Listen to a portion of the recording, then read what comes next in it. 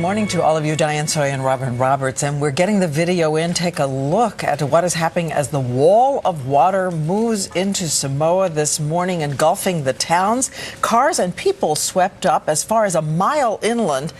And of course, it was caused by the massive 8.3 earthquake, which was so strong it created the tsunami from 125 miles away. Entire villages in the Samoas were flattened by water. High wave warnings issued as far away as Japan and California. Sam Champion has been following this overnight. He joins us with the latest, Sam. Yeah, and good morning, Rob and Diane. The numbers are a little staggering this morning. We know at least 100 dead so far. There are dozens, and you could probably go dozens and dozens missing, as we know.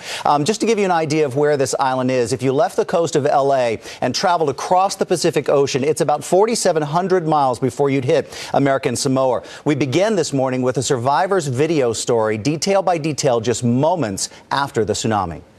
It was over here. Now it's over here. You can see over here the bridge is just totally wiped out by the wave.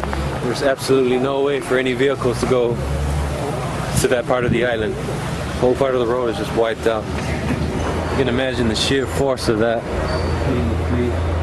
The truck smashed right into the house there, pushed right into it in the back over there. You have a look over here.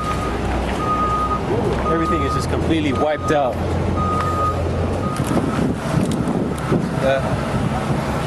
No more. About dawn Tuesday, the nightmare began. An 8.3 magnitude earthquake striking southwest of the islands. A violent underwater vertical slip, waking residents and sending them to higher ground. Then, without warning, the slosh creates tsunami waves that strike the island. According to a national park superintendent, at least 4 waves up to 20 feet swept into American Samoa's capital of Pago Pago, collapsing building and washing away cars. The roads are blocked. I mean, it's cut into half. Like some of the part of the roads are in the ocean and stuff. Some cars are in the ocean too, like houses, people.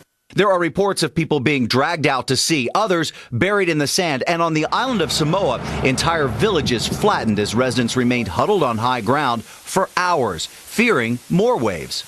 Tsunami warnings were issued from Japan to Hawaii and even to the western coast of the U.S. Experts say Samoa escaped a massive-scale disaster like the 2004 tsunami in the Indian Ocean.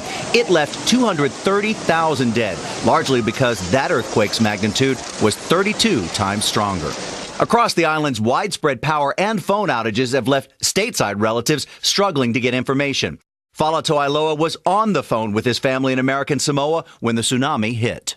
You heard the screaming, and I guess my 2 nephews, they said they got swept. That's what he thought, they got swept. And so they went missing. It took the entire day to finally hear good news.